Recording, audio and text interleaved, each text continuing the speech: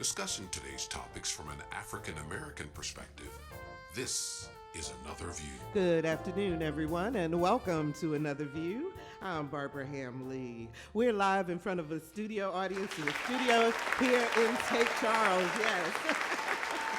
We're at the historic Cape Charles Elementary School. This is a school that educated Black students on the Eastern Shore during segregation. And we also want to say a very special thank you and welcome to those of you listening to us on 90.1 WHRX Nassawadox or 91.9 WHRE Eastville. We're here in your neighborhood, so we're glad that you are here. Thank you so much. And we have a full house. We are seated, I believe, in the auditorium slash cafeteria slash Harmony Center. Hall. Okay, we're in Harmony Hall, and we're going to learn much more about this building and about the history in just a moment. So, you know, this school was one of the more than 5,000 so-called Rosenwald Schools, a partnership between Booker T. Washington and philanthropist Julius Rosenwald to improve education for African American students. Joining us to talk about this history, student life, and what the school means today is Tavia Griffin, founder and current president of the Board of Directors for the Cape Charles Rosenwald School Restoration Initiative. Hey, Tavia, how you doing? I'm good. How are you, Barbara? I'm great. Thank you so much. Cindy Waldo, who was a student at the school from 1962 to 64, from first to third grade, I believe that was. How are you? I'm good. Good morning, Barbara. Good morning. And next to her is Richard Press, another alum who attended the school from 1956 to 59, also from first to third grade. How you doing? Good morning, Barbara. How are you? Good morning. I'm good. And finally, William Weeks, who is the executive director of the Cape Charles Rosenwald School Restoration Initiative, also known as the Impact Center. How you doing? I'm fine. Good morning, Barbara. How are you? I tell you what, so you need to do like the Quiet Storm, like on the radio. I'm just saying. Why not we do that? It is so good to meet you. Okay. Now, before we get into our conversation, some background on the Rosenwald Schools from Another View producer, Lisa Godley. Throughout history, the Rosenwald School Project has been applauded for the role it played narrowing the literacy gap between Black and white students during the bulk of the Jim Crow segregation era. While Jim Crow began at the end of the Civil War, several decades would pass before the project would begin. It was 1912 when the head of Tuskegee Institute, Booker T. Washington, would encourage his friend, philanthropist Julius Rosenwald, to provide the funding that would allow Tuskegee Institute to construct 6 schools for Black children in rural Alabama. Within a year, Rosenwald, the president of Sears Roebuck and Company, would donate tens of thousands of dollars to build an additional 300 schools across the South. Following the death of Washington, Rosenwald set up the Julius Rosenwald Fund. Its purpose? The well-being of mankind. This philanthropic effort has been tapped as the largest school building program in U.S. history. More than $70 million would be used to build and sustain schools, colleges, universities, museums, and Black institutions. The fund would spend millions constructing about 5,300 schools across 15 states, dedicated to the education of Black children.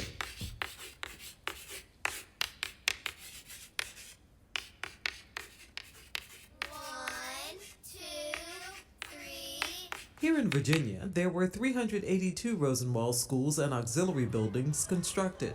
About 126 still stand. Most were 2 classroom buildings made of wood.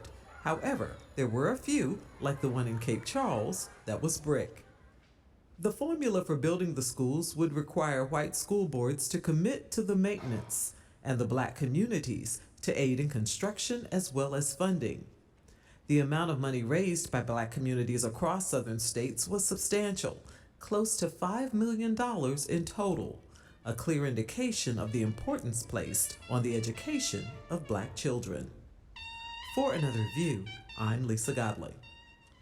So Cindy, take us back.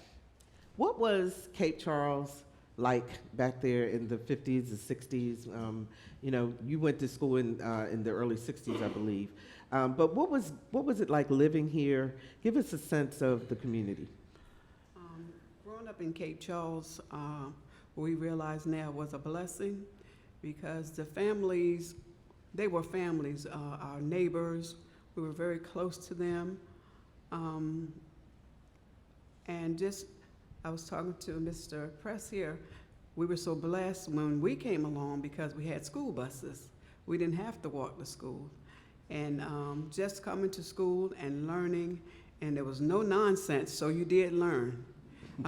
You had your Pledge of Allegiance every day, and your just learning different things and being respectful, and can't wait till the next day to go to school, because just riding the bus alone was exciting for us. But Cape Charles, it was a very nice place, a very comfortable. You could leave your doors open. You didn't have to worry about anything. So we were truly blessed. So when you walked in this building, what memories or what were the emotions that came to you? Well, I can remember my first and second grade. It was in the same room. All you did was went right across to the other side because it wasn't that many children, and had the same teacher for the first and second grade. And it so happened that she wound up being my neighbor. Yes, yeah. But and also the third grade, and I remember that teacher came from North Carolina, and that's pretty much it. And then after that, we were integrated, and I went over to Cape Charles Public Schools. From there? Yeah, but like I said, it was one great memory that I have. I did go to school in New York, and elementary and junior high. And one day a word was on the board and nobody knew it. And it was Emancipation Proclamation. And I raised my hand. It touches me now. I didn't actually know what it meant, but I knew I heard that word at Cape Charles School. Yeah. What about you, Richard? When you walked back in, now that the school has been renovated and stuff, what emotions came up for you? Well, the first thing I think about is Mrs. Ames, because I was afraid of her. I think most of the students were afraid of her. She was an excellent teacher. But I think about mostly playing outside in the yard. We played all these different games like marbles, a lot of games that a lot of kids don't play today. You know, we played hopscotch, and we wrestled. We had some really fun times fighting, because the fighting back then was different. You know, it was, if you got somebody on the ground, you just get up and let them go. But things are different now. So I think mostly about my experiences outside of the school. And I remember our school principal, Mr. Hare, you know, he used to ring a bell. When we were outside, we didn't have any type of technology. So he would come out and he would just take this bell or a blowhorn and he would just ring it, and you just came back into school and sat down. So that's one of the memories I have.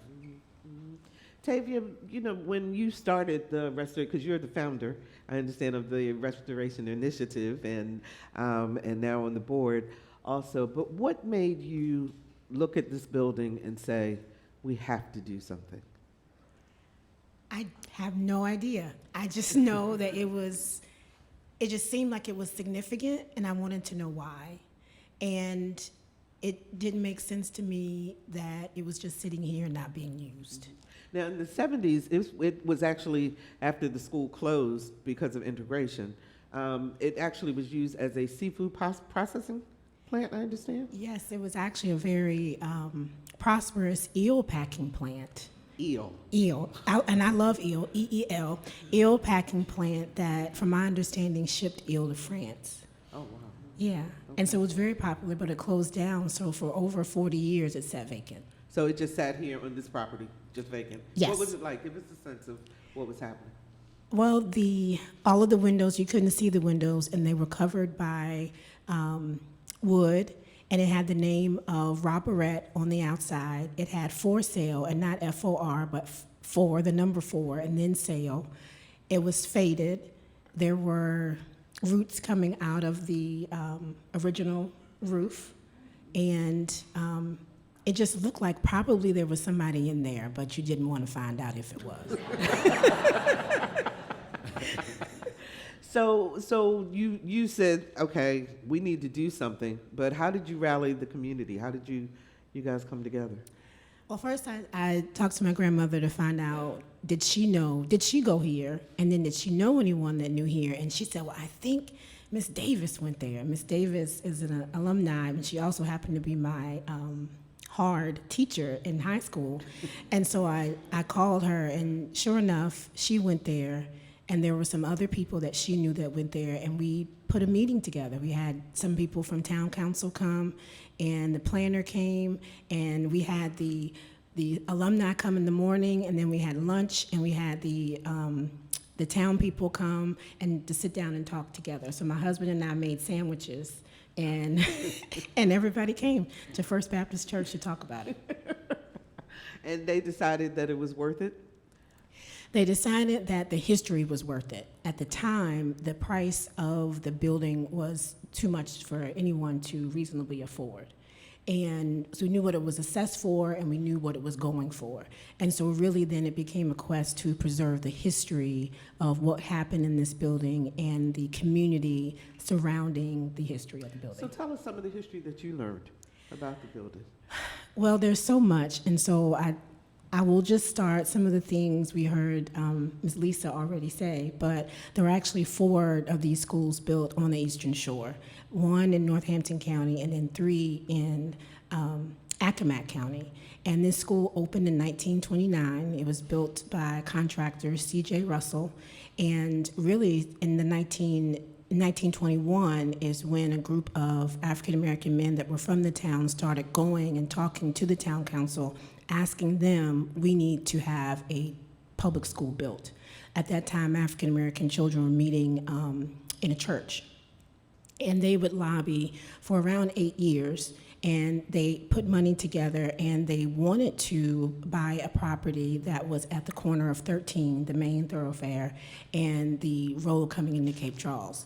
And the town council, and you can see this in the minutes, the town council said, no, we do not want a Negro school at the gateway of Cape Charles. That would not look right.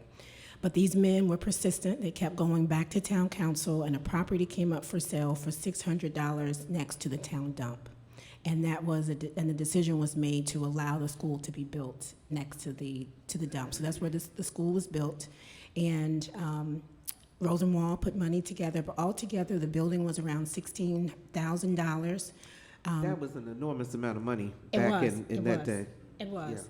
Yeah. And the Rosenwald Fund put together around $1,600, but the African American community put together $1,000 to give to the school, and the remainder was from the town money, I think of the state fund.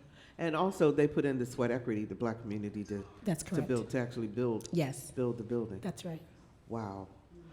I want to ask our 2 alum, because there's always controversy or always a yes and a no when you talk about a segregated school versus an integrated school.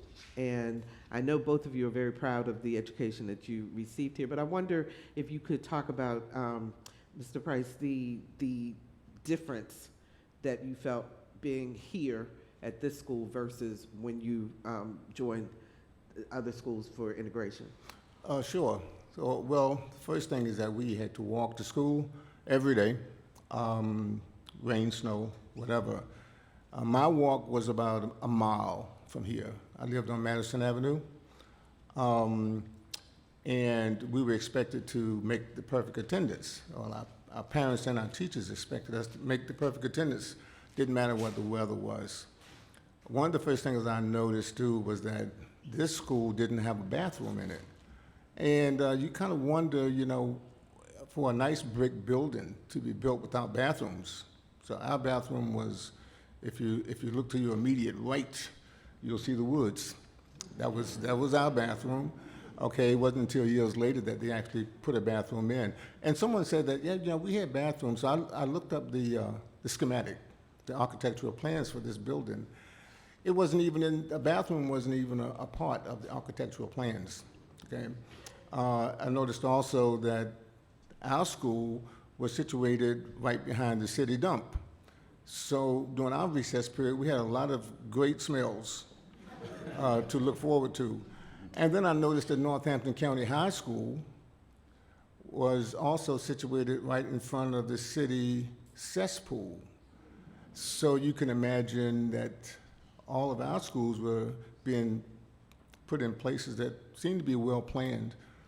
When we lived in Cape Charles, I lived on Madison Avenue, and the whites lived on one side, and the indigenous, and a lot of times you hear me say indigenous because I am, lived on the other side.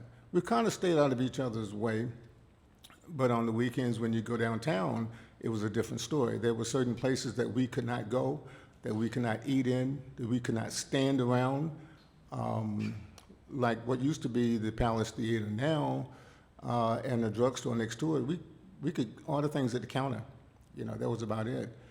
I have to say that things have changed 1,000% now.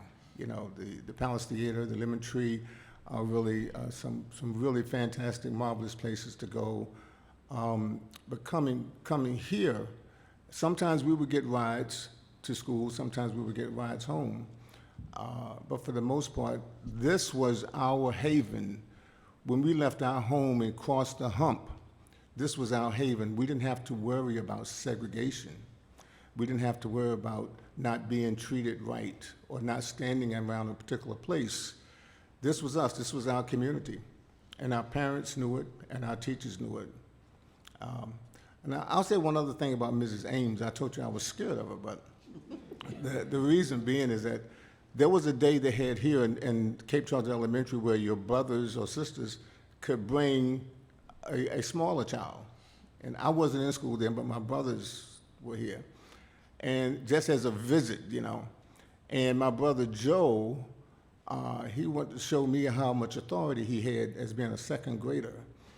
And when Mr. Hare rung the bell for everybody to come in, my brother Joe, you know, he wanted to take his time. He wanted to show me, you know, he has some pull here.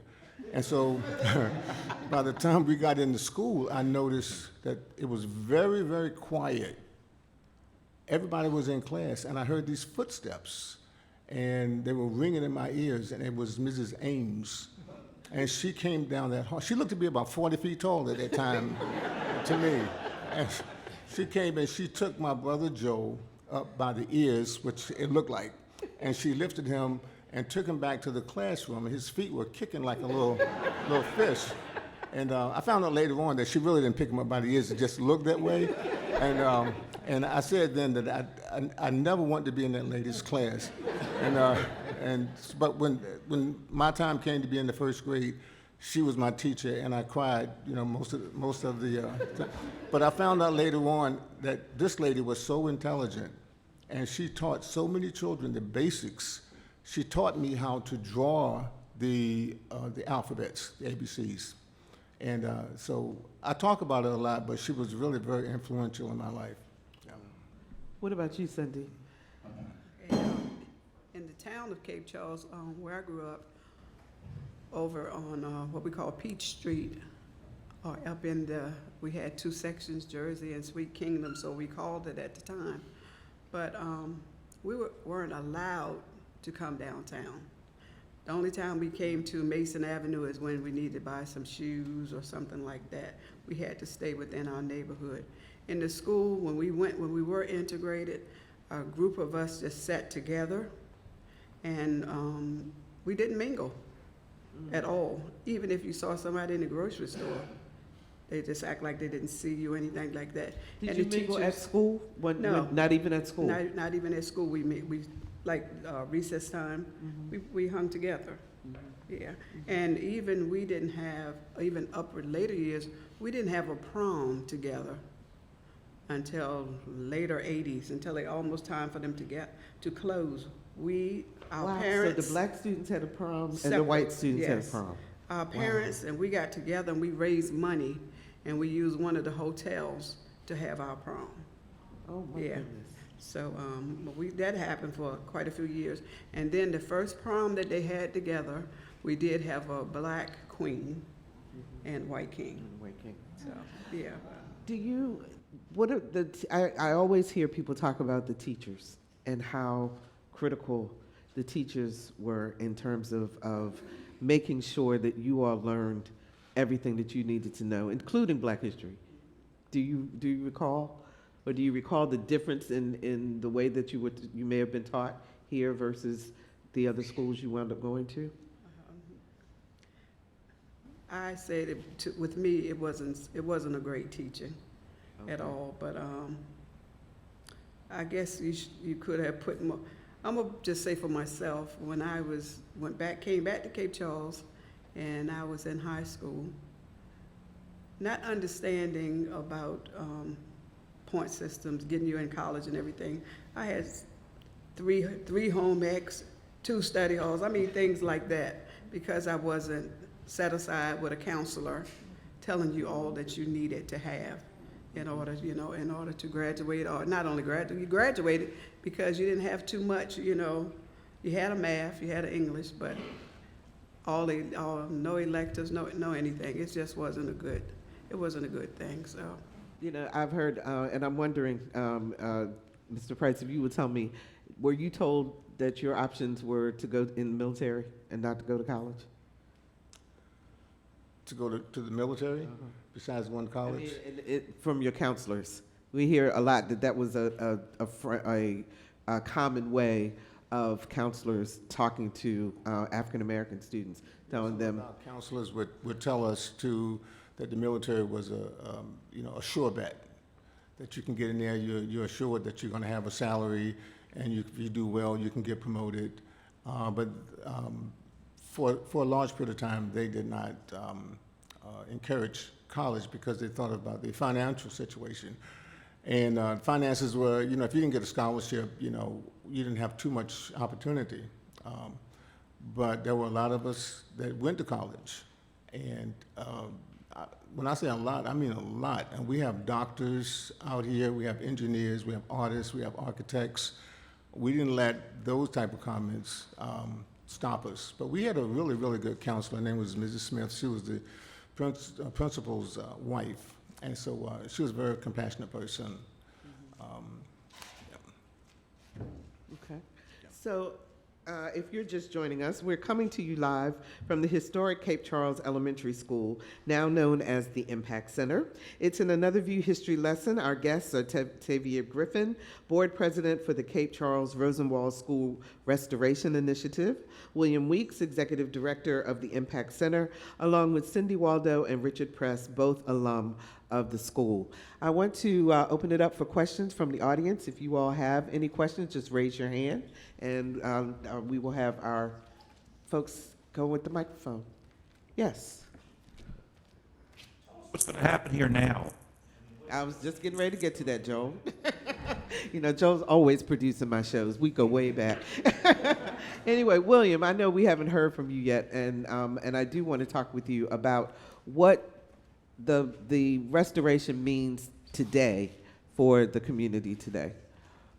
Absolutely. So one of the amazing things, as you listen to everyone up here who's been really talking about the history, you hear the legacy. And one of the things that's been really special to me and special to this entire movement, and I do consider it a movement, is that we are still paying it forward by standing on the foundation, the legacy that was here with this building and all of the wonderful educational opportunities that it afforded. And now as a community center, as a hub, we look at this as a place for lifelong learning. So if I can, I will talk to you a little bit about some of the things that we have going on. One of the key, or one of the major priorities that we have going on right now is with workforce development. We have established an amazing relationship and a partnership with our local Eastern Shore Community College, who has been working very tirelessly with us to mirror workforce development classes from the school actually here into our building. So for those of you who may not be familiar, here in Northampton County, when you look at having to travel to the community college, that's quite a distance, and depending on how far south you are, you could be looking at an hour drive. So one of the things that we want to look at is also how do we remove barriers, and we know that transportation is absolutely a barrier for many residents here. So by having those classes here, our GED classes, English as second language, digital literacy, and so on and so forth, people have access to those classes right here in their back door here in Northampton County, and having to travel northward to go to the community colleges is not a challenge. So we're super excited about that portion of what we have going on.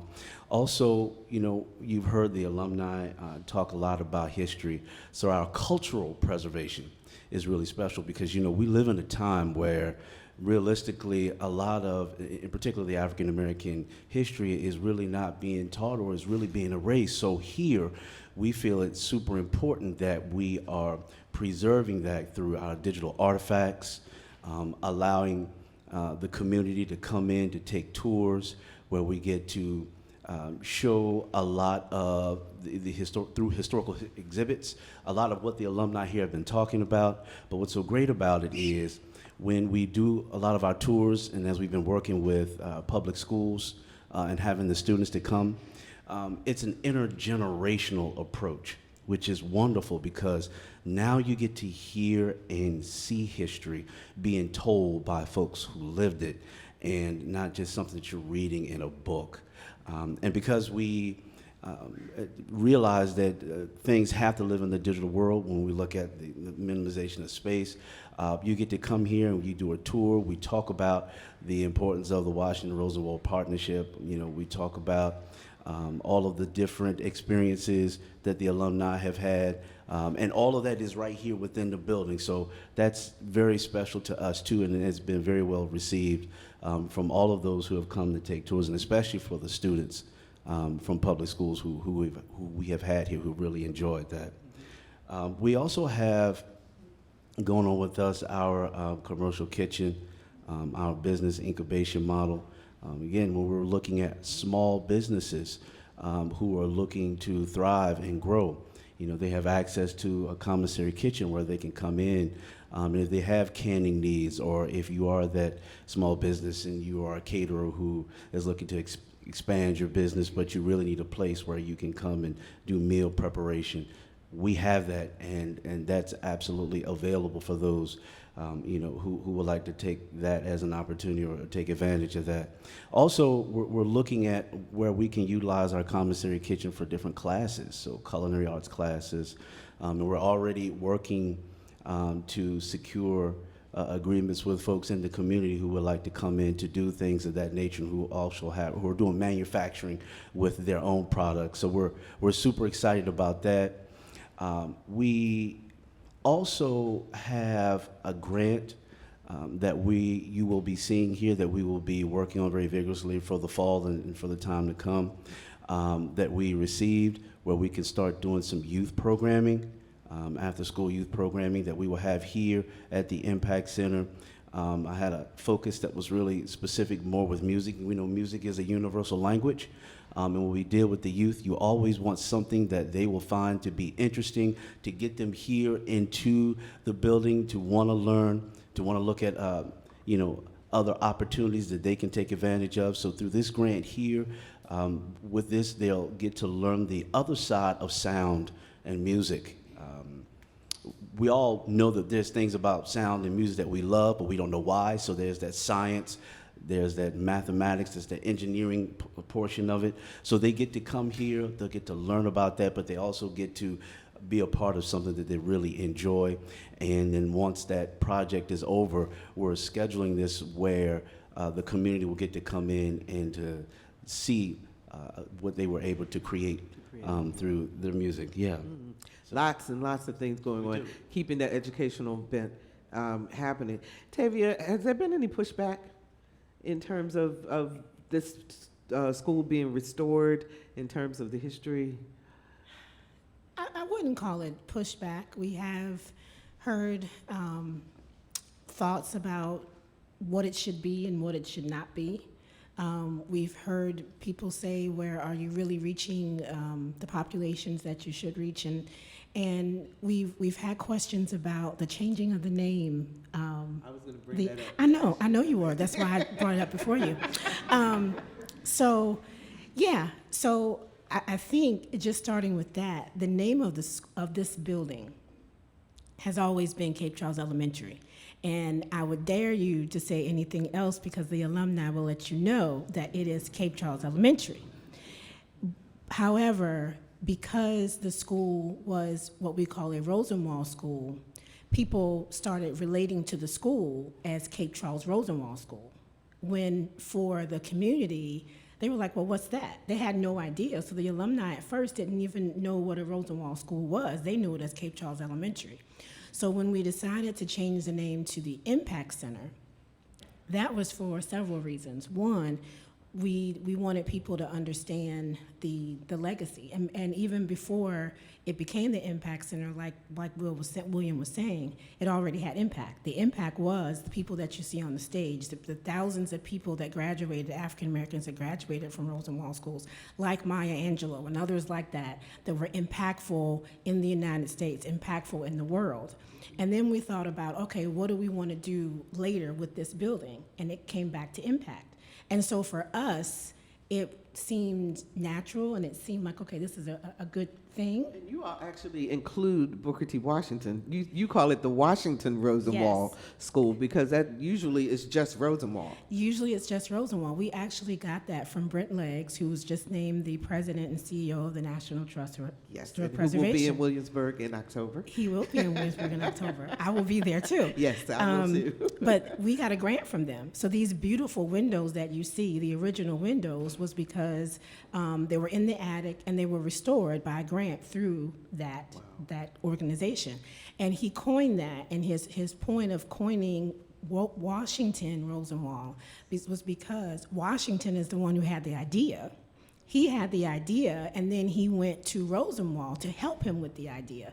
But we had forgot about that, and we had taken him out. So we wanted to have that back. So there was never a thought of erasing history. It was more being more inclusive and including the people in their rightful place who made this happen. Who made it happen. So we did receive an email, and I bring this up because I think that in this email, this person was very concerned in a not so positive way about the building. And I think that a lot of the comments that this individual made come from not understanding the times and also not understanding exactly what was going on. So I'm not going to read the whole thing, but one of the realities that they talk about, and I'd love for you guys, William and Tavia in particular, to react to this. His first bullet point is, he says, the reality of the situation today is the gentrification of Cape Charles finds the town devoid of young black families who might otherwise utilize the refurbished building. I wanted to get you guys' response to that. And I'll do the next bullet point. Well, I would say, and I jumped in front of William, but I would say, one, the first thing that he said is correct. There has been a gentrification of Cape Charles. That is a true fact. We find the fact that this building has refurbished is a good thing. And we want programming, and we want to be a space where people feel like they can come. This audience now, it's mostly Caucasian, but this is a mixed audience, and that's what we want to see. While this building was used for just African Americans, the alumni themselves have said, we want this building to be for everyone, and we want everyone to feel welcome to come here, and that is one of our jobs, to make sure that we get the word out and we have that community engagement for people to know, African American community, to know they can be here.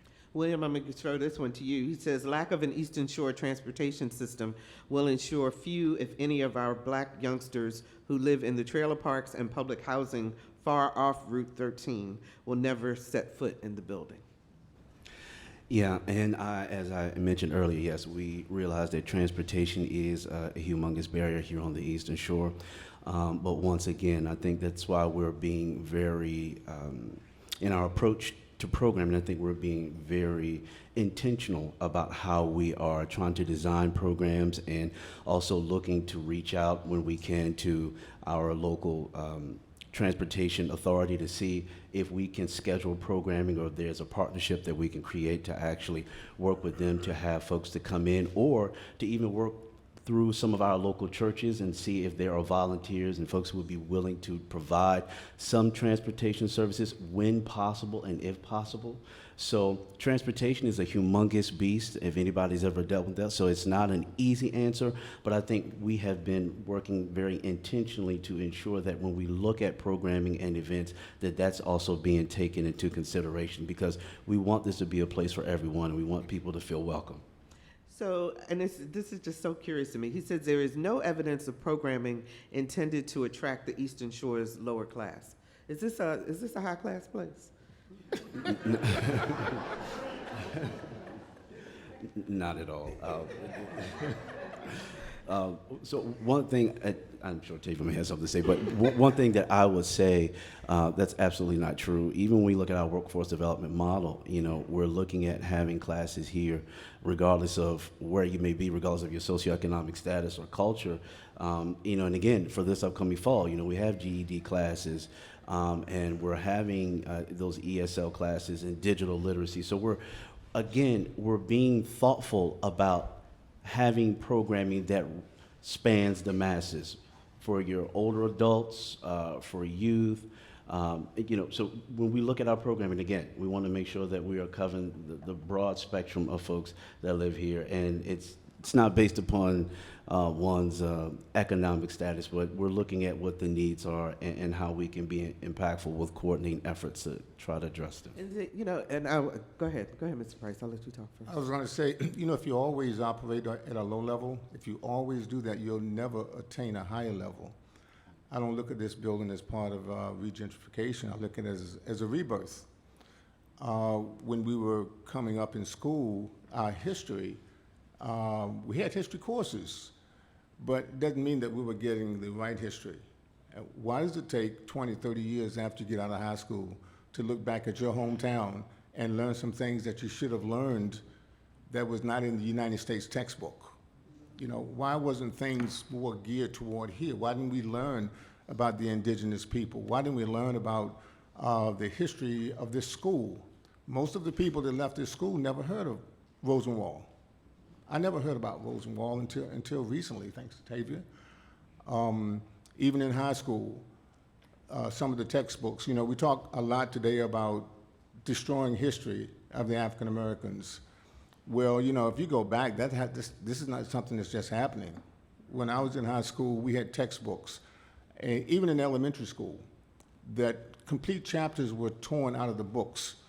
We got our books from the so-called white school. They were handed down to us while the other schools got new texts. We got the old texts, and complete chapters were torn out. So when the instructor says, let's turn to chapter 3, and I go to my textbook and chapter 3 is not there, I raise my hand. I don't have chapter 3. Then you hear cries across the room. Oh, I don't have it either. I don't have it either. What was in those chapters?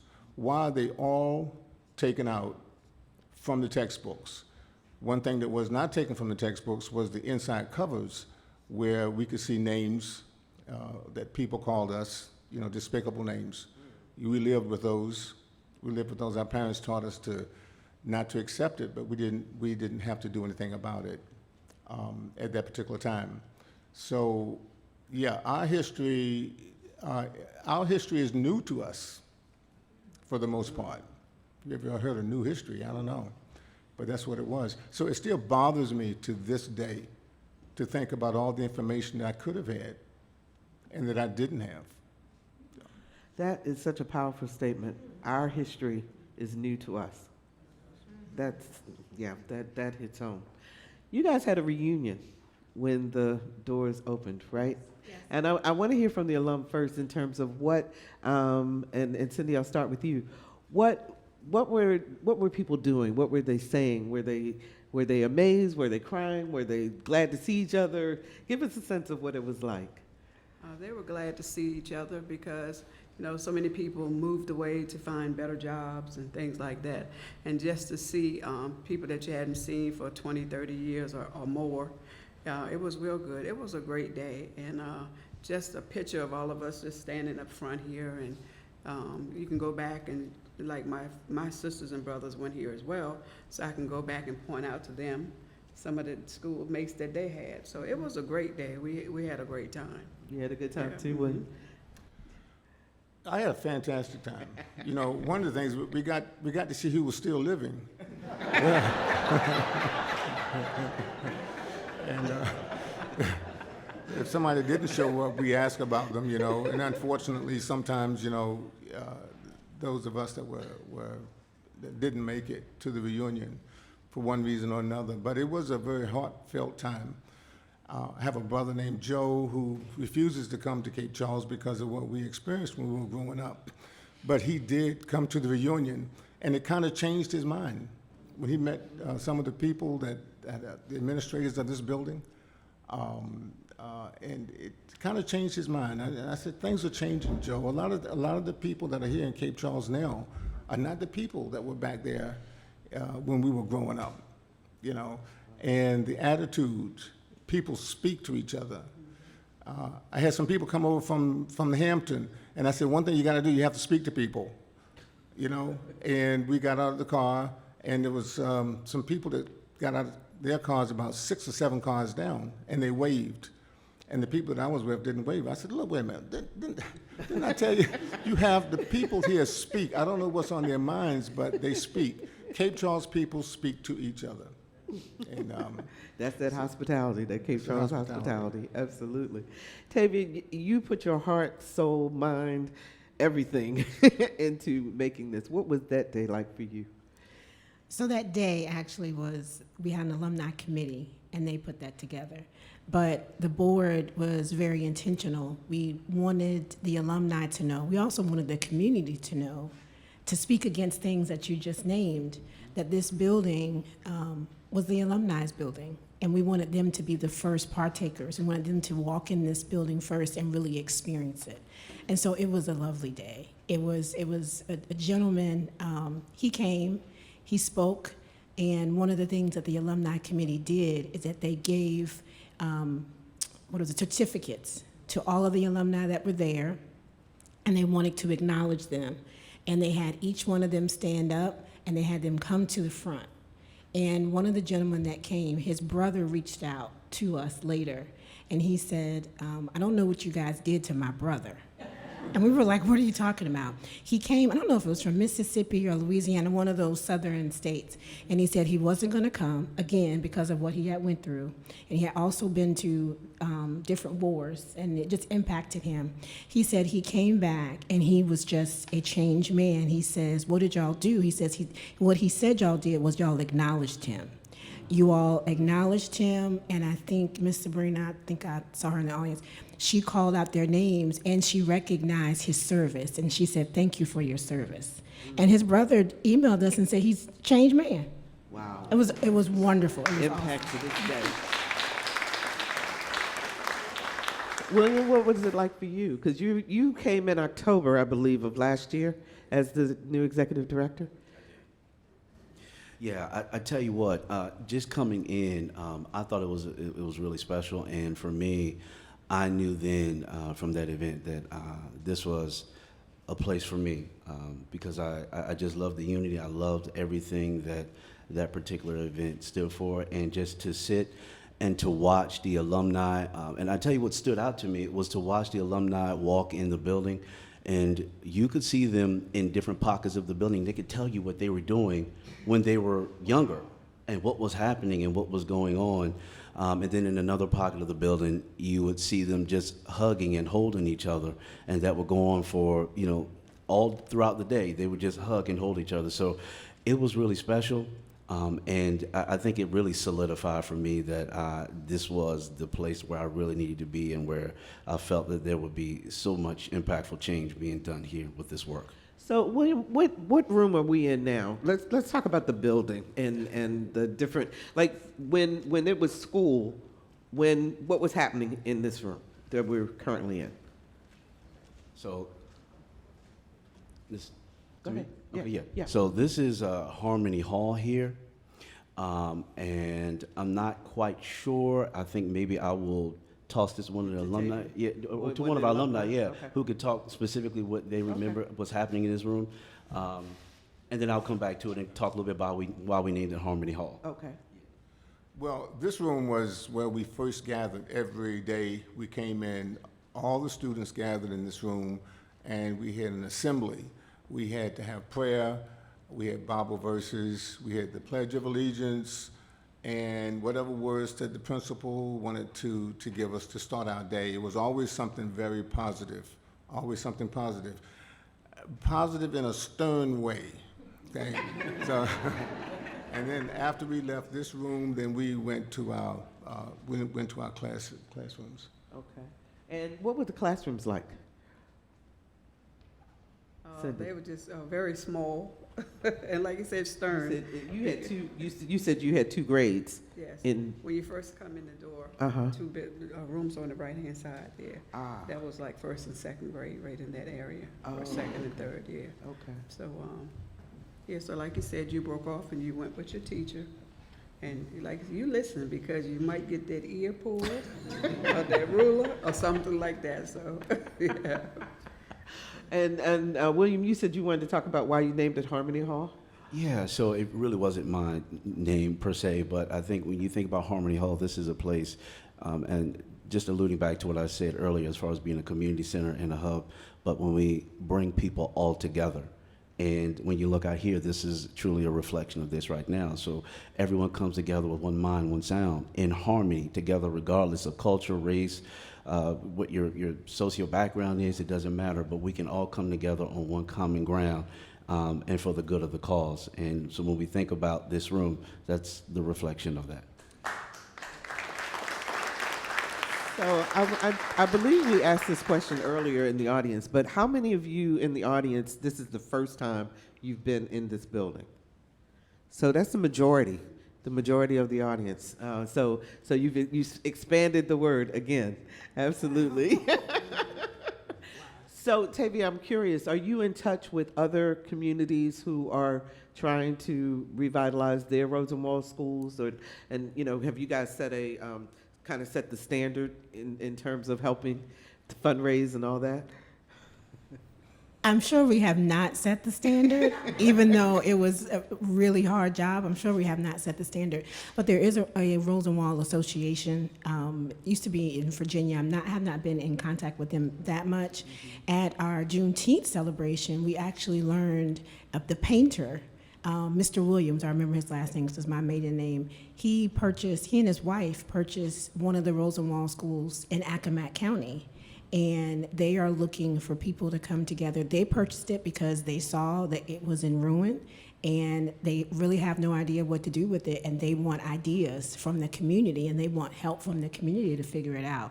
So they've talked to some of our people, but we are supposed to be meeting at some point to help them figure that out. Yeah. Why was this building brick as opposed to, because the majority of them were wood, right? Yeah, so there were several different campaigns for construction. So the earlier campaign, the buildings were wood, and our campaign was later. It was more of a community plan, and they were larger.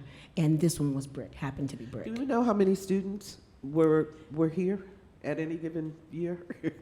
I don't. We had someone doing that research, and we haven't narrowed that down. We do have a listing of the principals, but of course it's the principals that the alumni remember. We're not sure if all of them are there, and if you come, you'll see some of their pictures on the walls, but we don't have the exact number of how many students. So, but the number of students that went here, I just lost my train of thought. Anyway, what do you want people to walk away from when they come to visit this building? One, I want them to see a resilience of a people, the resilience of the community, and I hope that translates to their life, that if there is any adversity in their life or something that someone has told them they can't do, they would see that they can do it. And I also hope that, just as William has said, that they would know that there is strength in unity and coming together, and one of our missions is to empower all.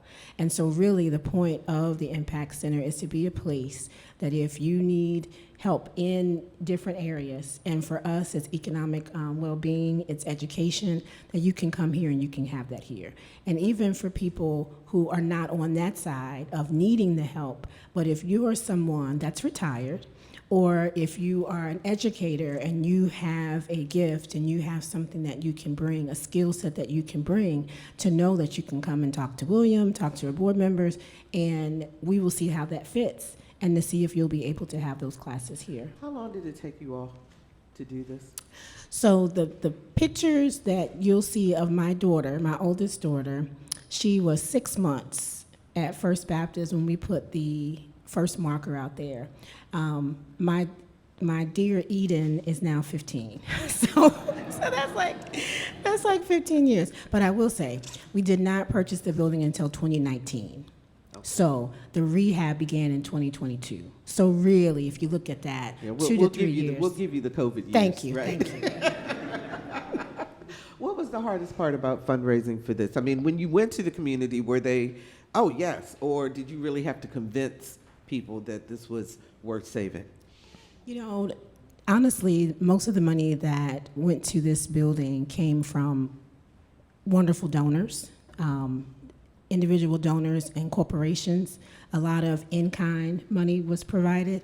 And so I think sometimes the community thinks, well, they don't need any money. That is not true. We continue to need funding, and we continue to need funding for the programs to move on. So I think the hardest part was just, you know, sometimes we heard no, and then we finally got yeses. You finally got it. Yes. Okay, very quickly, because we're just about out of time. So Cindy, last word you want to tell people about this school? I'm proud to be an alumni of this school.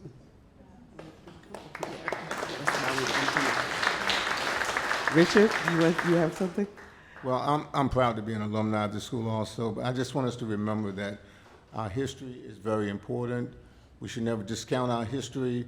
I'm reminded of James Baldwin when he said that when Gary Cooper used to fight the Indians, that we all rooted for the Cowboys until we realized that we were the Indians.